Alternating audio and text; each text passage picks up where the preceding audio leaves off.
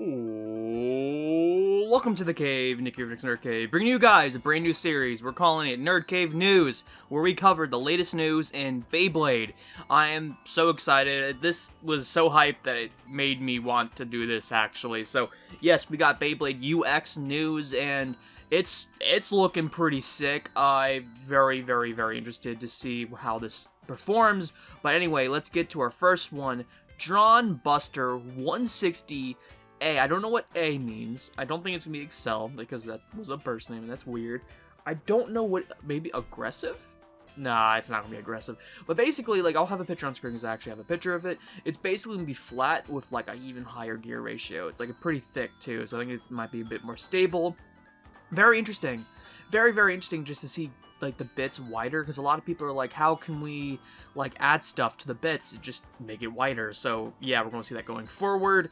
It looks very interesting. The avatar looks sick, and it looks like the gear chip protector is not there, which I'll be honest, I'm actually kind of concerned about, but we'll see how that goes. Hopefully there's something there, because it's not looking like that through the render.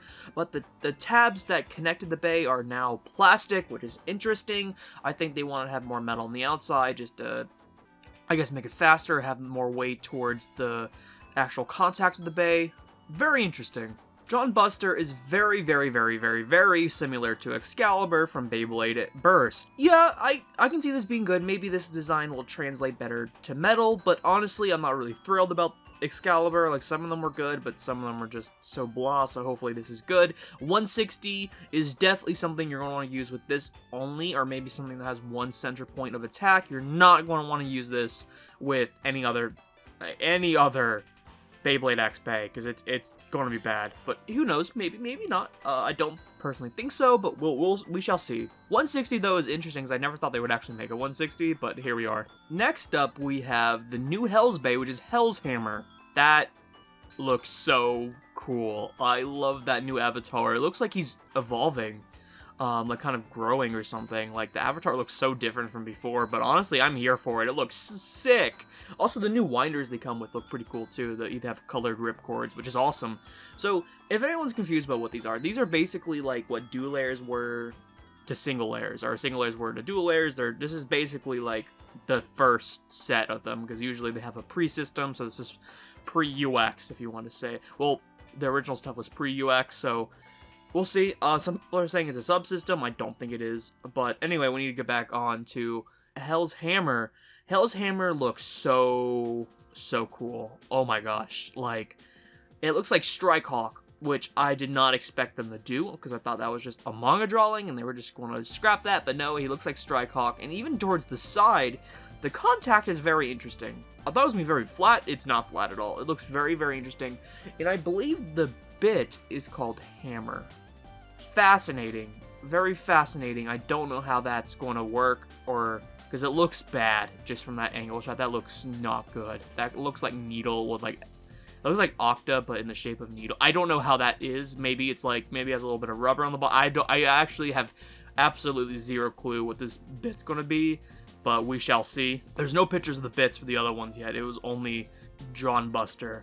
But yeah, we get 370, which 370 is weird. I don't know how that's going to work. It's obviously going to be in the middle between 360 and 380, but, like, how was it going to be good for competitive? Maybe it would be the best in between, but the 60 stuff was already good. This is going to be interesting. I'm probably most fascinated with this versus, like, the new Ratchets. But hey, let's move on. HellsHammer is great. I think my favorite has to be Wizard Rod. Okay, let's just get something out of the way. That name is horrible. Horrible name. But Wizard Rod looks sick. Oh my gosh, I love that gear chip. It looks so cool, but I love how, like, all the metal's kind of outward, so it's like, I mean, I know all of them are outward, but this one especially, that metal is completely separated from the plastic. That is so interesting. It's definitely gonna have a lot of spin time, I think. Yeah, it just looks so crazy. It kind of reminds me of, like, Hellscythe, because the way it's shaped kind of goes up and down, kind of like Hellscythe. Very fascinating. Alright, and this bay comes with a 570, so that's going to be even more interesting, because 570 is one of the best Ratchets in the game, so we'll see if this is, like, the best in between. I can't see it being any better than 60, though, because those are just the standard, like, the higher the ratchet is, like, more likely you're going to burst. So we'll see. I'm not really too thrilled, but the main point of interest here is the bit. What is going on with the DB bit? That looks crazy. It kind of reminds me of Universe, but it's not like Universe because it's like, it seems like the ball part of it is way lower than the ring. So interesting. I really want to see how this performs. I want to see how it looks like because I'm so used to like the skinny bits that this is just fascinating. What the heck? I want to see how DB performs. I want to know what it looks like from the bottom, and hopefully it'll be good. Maybe that's like the ring part's free spin. I don't know. Maybe I'm looking too into it. I don't know. All I know is that looks sick. That looks sick. I know Wizard Rod, again, I just call it Wizard Staff, please. But Wizard Rod looks absolutely amazing. And it's just a booster that doesn't come with a launcher, which is fine. It doesn't need one, because I have like a bunch of them anyway. If you're going to buy Wizard Rod, you're probably going to buy Drawn too. So, hey, what the hell. And that's it for the Beyblade news, but we actually have some other stuff. Finally, after all the time, we're getting attachments to the launcher grip. Now, I think it's going to be plastic for now, but rubber and metal are definitely coming. Honestly, at first, I was like, okay, this is more hype than the bays themselves, but obviously, that's not true now. But yeah, the launcher grips finally are getting attachments. I thought they're pretty comfortable, but some people think they're not. So, you know, it's fine, but we get a red one, which is going to go sick with the Phoenix launcher, and we have a blue, I mean, not blue. Kind of like a blue and white one, which looks sick. Also, we have another release of the string launcher, which it's a white one, kind of like the Leon Claw one. Yeah, that's cool. That's cool. Release dates for all this stuff is March 30th, so get your wallets ready. There's a lot of content gonna go down in Nick's Nerd Cave, so be ready for that. Give me your thoughts on this. What do you think about UX? Let's get some predictions down in the comments. Maybe I'll do like a discussion video. We can get like maybe a couple other people on here. We can discuss what we want for UX.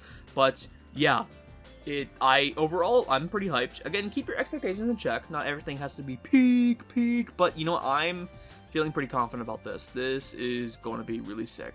But with that being said, Nick here from Nick's Nerd Cave signing out. See you guys in the next one.